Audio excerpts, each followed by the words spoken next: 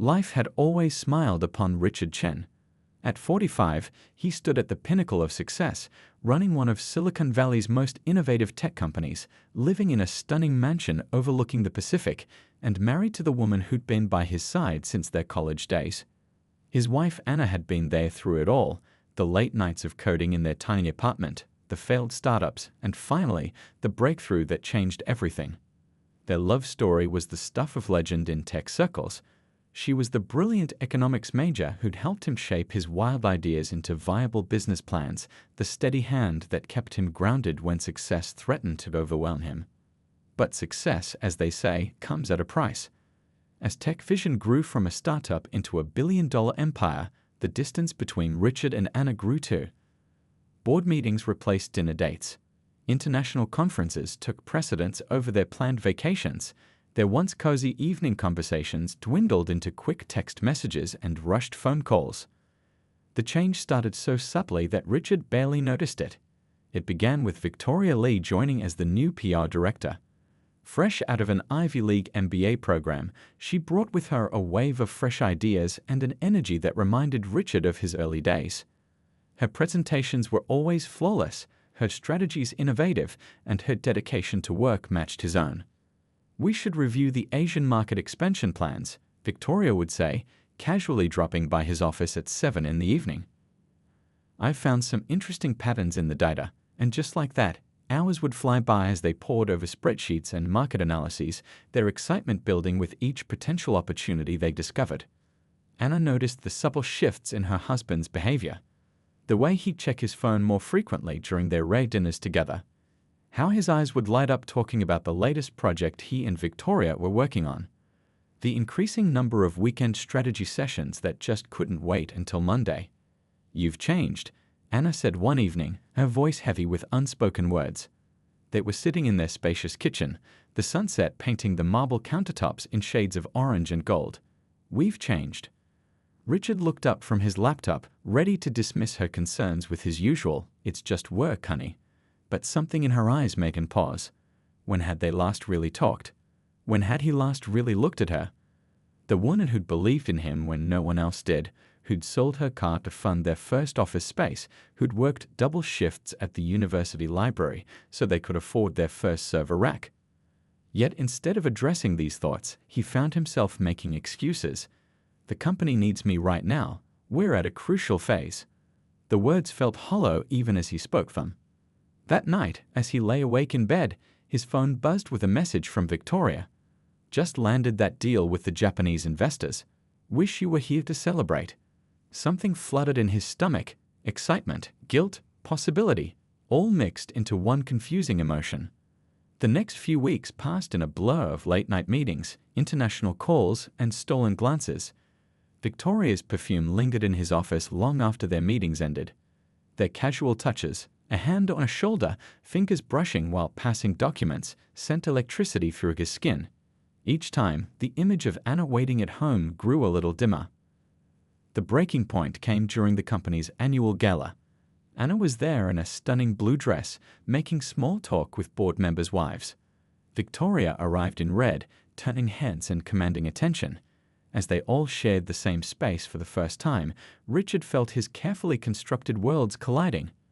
Later that night, Victoria found him alone on the office balcony. "We can't keep pretending," she whispered, standing closer than professional boundaries allowed. The city lights sparkled below them like fallen stars, and in that moment, 15 years of marriage felt like a chain rather than a bond. Richard knew he was standing at a crossroads. Behind him lay years of shared dreams, trust, and a love that had weathered every storm. Ahead lay the unknown, exciting and terrifying in equal measure. The choice he would make that night would set in motion events that would change not just his life, but the lives of others in ways he couldn't possibly imagine. Little did he know, as he stood there on that balcony with the cool San Francisco wind whipping around him, that his perfect life was about to shatter into pieces, and the fragments would take years to put back together, forming a picture very different from what he could ever expect. The morning Richard told Anna he wanted a divorce, the fog hung thick over San Francisco Bay. It seemed fitting somehow, the world outside as clouded and gray as the moment itself. He'd rehearsed his speech a dozen times, prepared logical explanations and careful justifications, but when the moment came, all his practiced words crumbled in the face of her silence. Anna sat at their kitchen island, still in her morning robe, her coffee growing cold between her hands. She didn't cry, didn't scream. Her quietness was somehow worse than any reaction he'd imagined. "How long?" she finally asked, her voice steady despite the slight tremor in her hands. "A few months," he lied, unable to admit that his heart had started straying long before anything physical happened with Victoria. The truth was messier, more complicated. It had been a slow drift, like a boat slipping its moorings one tiny movement at a time. The news spread through Silicon Valley like wildfire. Within hours, their phones were buzzing with messages from friends, colleagues, and reporters hungry for details. The story was too juicy to ignore. The billionaire tech mogul leaving his college sweetheart for a woman nearly half his age. Their friends quickly took sides. The monthly couples' dinners they used to host became awkward battlegrounds of loyalty. Some stood firmly with Anna, others pragmatically stuck with Richard for business reasons, while many simply disappeared from both their lives, uncomfortable with choosing sides. The divorce proceedings were a stark contrast to their wedding. Instead of vows of love, there were negotiations over assets. Where once they'd shared dreams of their future, now they had lawyers arguing over their past. Richard offered a generous settlement, thinking money could somehow make up for broken promises. "I don't want your guilt money," Anna said during one of the mediation sessions, her voice carrying across the mahogany conference table. "But I won't let you pretend you're being noble either." Her lawyer, a sharp-eyed woman in her 50s, laid out their terms. Anna wanted shares in the company she'd helped build, not just a cash payout. Richard watched as the woman he'd once known better than himself transformed into someone new. Gone was her casual elegance, replaced by sharp business suits and a practiced smile that never reached her eyes. She cut her long hair short, started appearing at industry events solo, and carried herself with a dignity that made him feel increasingly small. The tech blogs had a field day with the story. Headlines screamed, "Tech Vision CEO trades longtime wife for newer model," and "Silicon Valley's power couple calls it quits." Each article felt like another nail in the coffin of his reputation. Comment sections filled with speculation and judgment, most of it painting him as the villain he was starting to realize he might be. Victoria moved into his new penthouse apartment before the divorce was even finalized. "We need to show them we're serious," she said, arranging her designer clothes in what used to be his walk-in closet. "That this isn't just some middle-age crisis." He nodded, trying to ignore the voice in his head that wondered if that's exactly what it was. The company's board called an emergency meeting. Investors were nervous about bad publicity. Share prices had taken a hit when the news broke.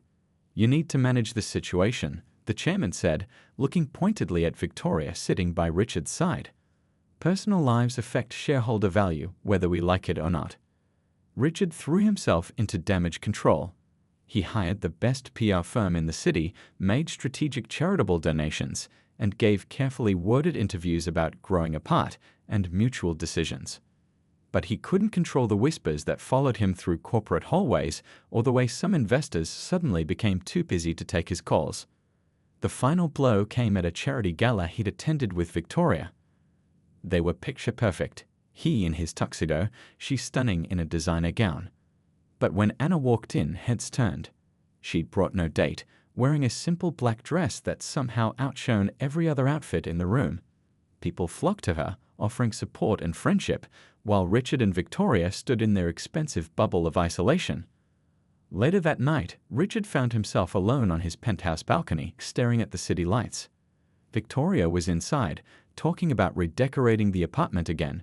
His phone showed photos from the gala already circulating online, the comments all noting how happy and strong Anna looked, while speculating about trouble in paradise with his new relationship. He picked up his phone, thumb hovering over Anna's number. But what could he say? That he was sorry? That he missed their Sunday morning crossword puzzles? That sometimes he woke up reaching for her, forgetting she wasn't there? Instead, he put the phone away and walked back inside to Victoria, trying to ignore the hollow feeling in his chest that no amount of success seemed able to fill. 2 years could change everything, Richard discovered. The excitement of his new life with Victoria had worn thin, like expensive wallpaper peeling at the corners. At first, he blamed it on work stress, on the adjustment period, on anything but the truth staring him in the face. The first cracks appeared during a board meeting. Victoria had been pushing for months to be named Chief Strategy Officer, a position Richard had been hesitant to create. "I've earned this," she'd said later that night in their penthouse. "Or don't you trust me anymore?" The words carried an edge he'd never heard before. Little things began catching his attention. The way she'd leave the room to take phone calls. How her laptop screen would snap shut when he walked by. The late meetings that seemed to have no follow-up emails or reports. He told himself he was being paranoid, that the whispers of doubt in his mind were just leftover guilt from his divorce. But then came the incident with the Japanese investors. Richard had been pursuing a major deal, one that would open up the Asian market for tech vision. The negotiations had been going smoothly until, mysteriously, the investors pulled out at the last minute. A week later, he discovered they'd signed with their biggest competitor instead. "It's just business," Victoria said when he mentioned it, not looking up from her phone. Sometimes these things happen. But something in her tone made him wonder. That night, while she was in the shower, he did something he'd never thought he'd do. He checked her phone. What he found made his blood run cold. Messages to competitors. Secret meetings with rival CEOs. Detailed notes about Tech Vision's weaknesses and upcoming strategies. The woman he'd thrown away his marriage for had been playing a much longer game than he'd realized. Looking for something, Victoria's voice came from behind him. She stood in the doorway, wrapped in an expensive silk robe, looking more like a predator than the woman he thought he loved. "I wondered how long it would take you to figure it out." The confrontation that followed was ugly. Victoria didn't even try to deny it. "Did you really think I fell for you?" She laughed, the sound like breaking glass. "You were so easy to manipulate." The lonely CEO, feeling unappreciated by his wife. All it took was some late-night meetings and well-placed compliments. Richard sat heavily on their designer couch, the one Victoria had insisted on buying for more money than most people made in a year. "How long?" he asked, echoing the same question Anna had asked him 2 years ago. The irony wasn't lost on him. "From the beginning," she replied, already pulling designer clothes from their closet. "But don't worry, I'm not after your precious company. I've got something much better lined up." She paused, looking at him with something between pity and contempt. "You know what's funny? Your ex-wife saw right through me the first time we met. She tried to warn you, but you were too caught up in your midlife fantasy to listen." The news of their split hit the media even faster than his divorce had. This time, the headlines were brutal. Tech Vision CEO duped by gold digger and love or corporate espionage. His board called another emergency meeting, investors demanded answers, and his phone filled with messages from the same people who'd taken his side during the divorce, now offering sympathy he didn't deserve. In the aftermath, Richard found himself alone in the penthouse that had never really felt like home. Victoria had cleared out her things with ruthless efficiency, leaving behind only a note with her lawyer's contact information. The silence was deafening. He walked through the empty rooms, remembering how Anna used to say that homes needed to be lived in to have a soul. This place, with its perfect furniture and untouched kitchen, had never had one. Just like his relationship with Victoria had never had any real substance. Late that night, he found himself driving past his old house, the one where he and Anna had built their life together. Warm light spilled from the windows, and he could see new furniture through the glass. She'd sold it months ago, he'd heard, and moved somewhere no one seemed to know about. Back in his office, Richard stared at the city lights, holding a glass of whiskey he didn't really want to drink. On his desk sat the latest industry magazine, its cover featuring a new rising star in tech, Victoria, announcing her position as CEO of a promising startup. The article mentioned innovative technology that sounded suspiciously like projects Tech Vision had been developing in secret. His phone buzzed with a message from his lawyer. Victoria's new company had just filed patents that would cause serious problems for Tech Vision's future plans. As he sat there, watching his carefully built world crumble for the second time in 2 years, Richard finally understood what Anna had meant about karma coming full circle. 5 years after his divorce from Anna, Richard found himself in Singapore for a major tech conference. The past few years had been a lesson in humility. After Victoria's betrayal, he'd thrown himself into rebuilding his company's reputation, working harder than ever to prove he was more than just tabloid fodder. The conference center buzzed with energy, filled with the usual crowd of entrepreneurs, investors, and tech journalists. Richard had just finished his keynote speech about digital innovation when he saw her. Anna was standing near the refreshment area, looking more confident than he'd ever seen her. But it wasn't her presence that made his heart stop, it was the 4 small boys surrounding her. They looked about 6 years old, identical quadruplets with familiar features that made his knees weak. The same gray-green eyes he saw in the mirror every morning. The same slight dimple in their left cheeks when they smiled. Even their reddish-brown hair matched his own childhood photos. Time seemed to freeze as he watched them interact with Anna.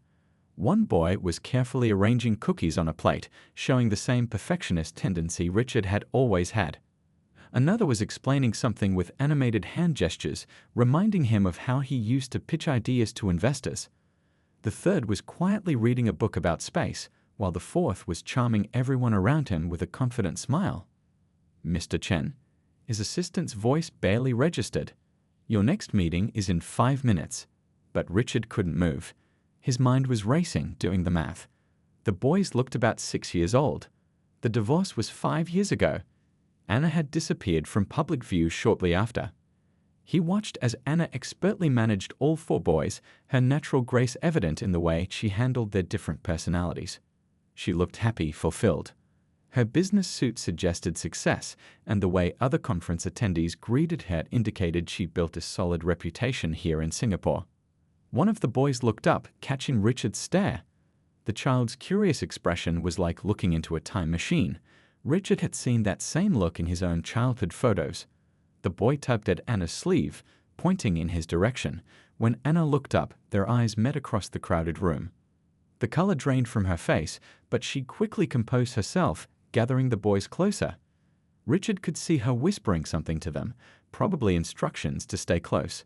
His feet started moving before his brain could catch up, but she was already guiding the children toward the exit. "Anna, wait." His voice carried across the hall, causing several heads to turn.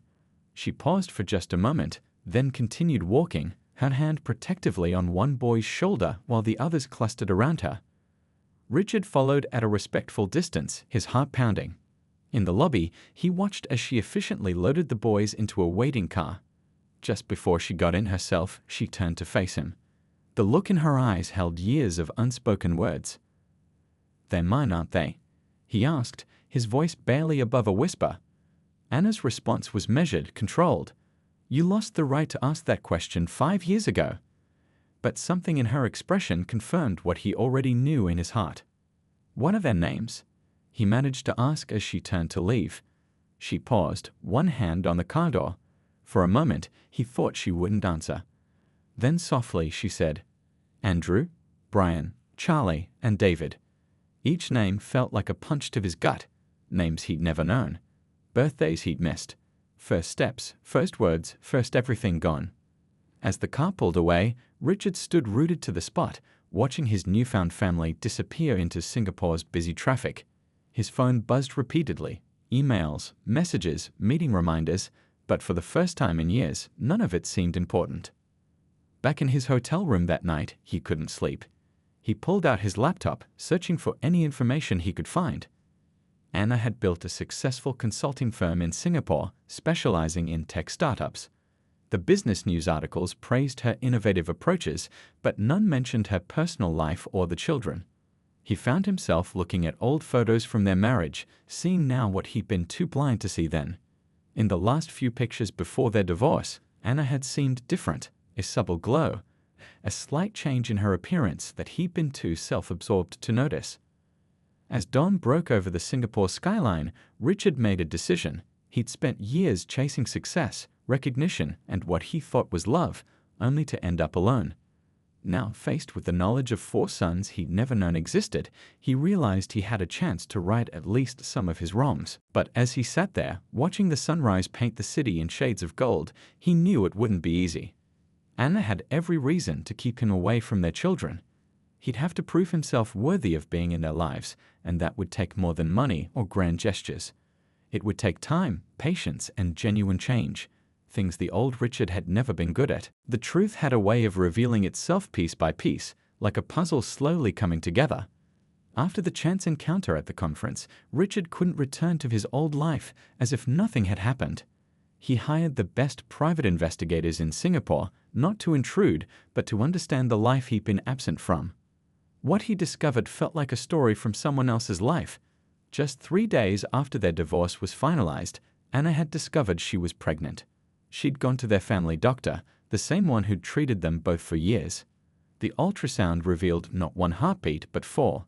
The doctor had been as shocked as Anna. Mrs. Chen, the medical records quoted the doctor saying, "This is an extremely rare natural occurrence." The report detailed Anna's difficult decision to face the high-risk pregnancy alone, her determination to protect her unborn children from the media circus their father's new relationship had become. Richard sat in his temporary Singapore apartment, reading through the investigators' findings. Anna had used part of her divorce settlement to start fresh, choosing Singapore for its excellent healthcare system and distance from Silicon Valley's prying eyes. She'd built her consulting business from scratch while carrying Quadruplets, attending business meetings until she could no longer hide her condition.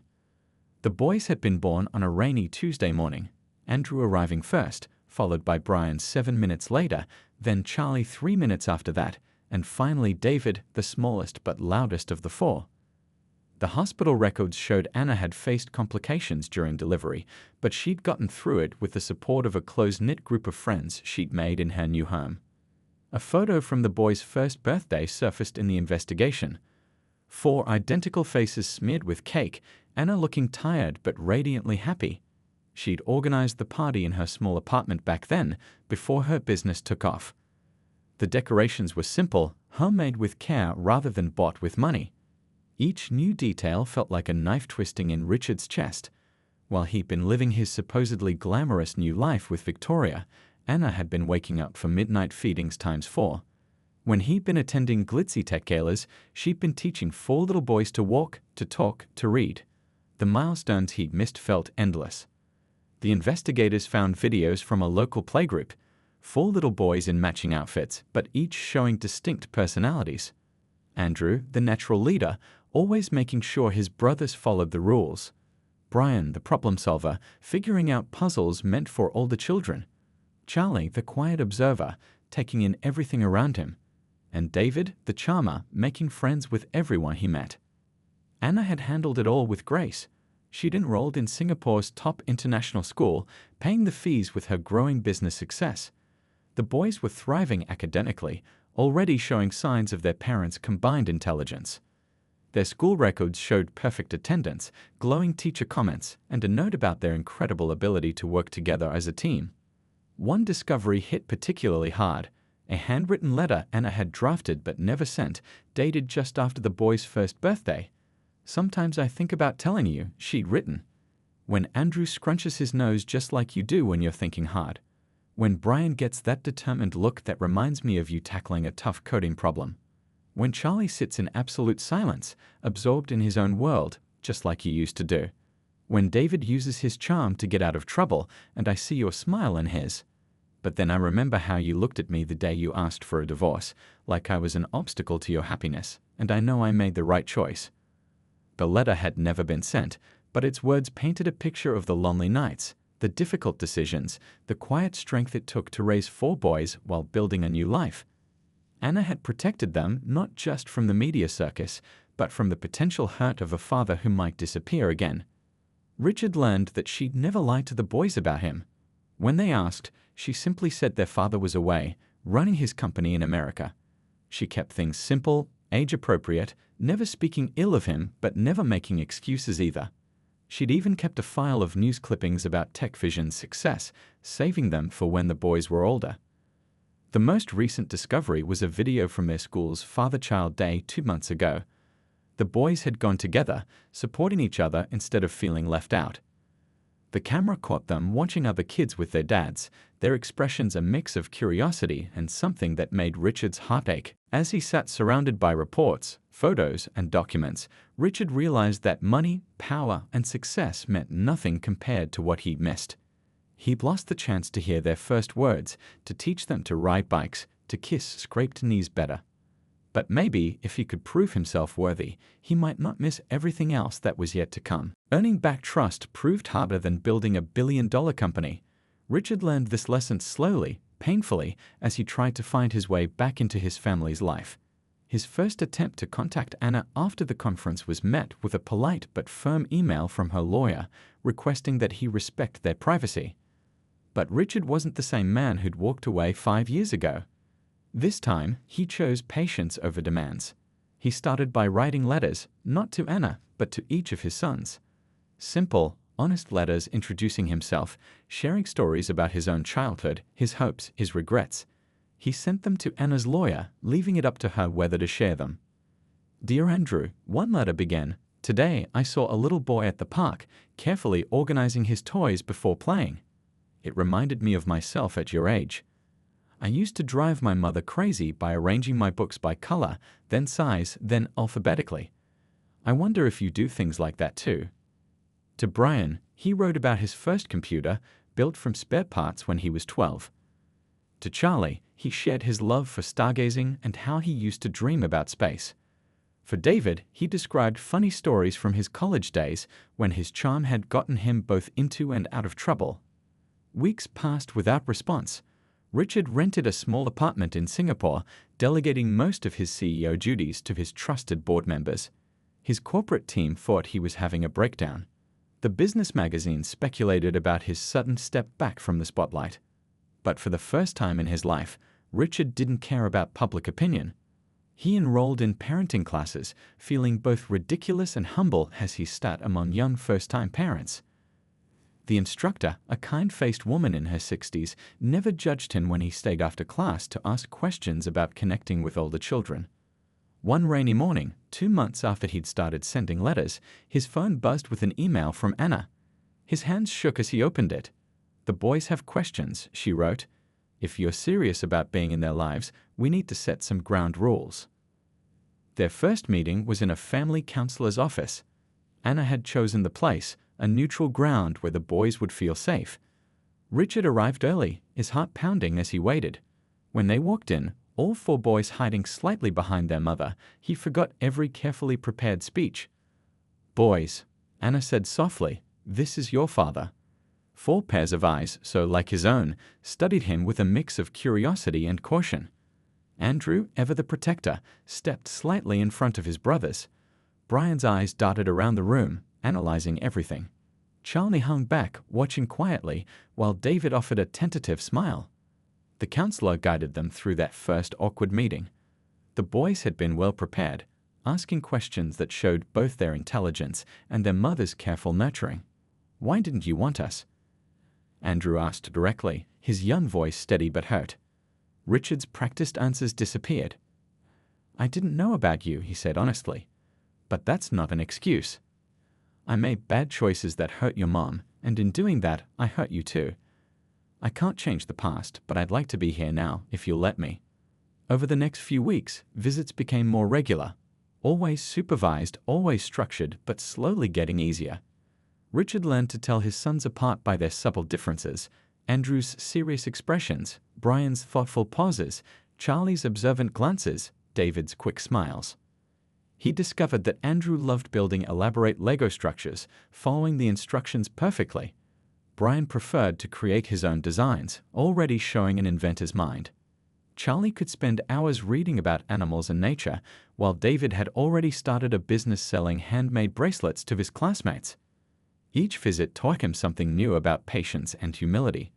Like when he tried to buy them expensive gifts, and Anna quietly explained why that wasn't the way to build real connections. Or when he mentioned taking them to Disneyland, and the counselor helped him understand why rushing into grand gestures could do more harm than good. The real breakthrough came during their 6th supervised visit. Charlie, the quietest of the 4, brought his science project to show, a detailed model of the solar system. "Mom said you like space too," he said softly, and Richard felt something in his chest tighten. That same day, Brian asked for help with a coding problem he'd encountered in his computer class. David wanted to practice his sales pitch for his bracelet business.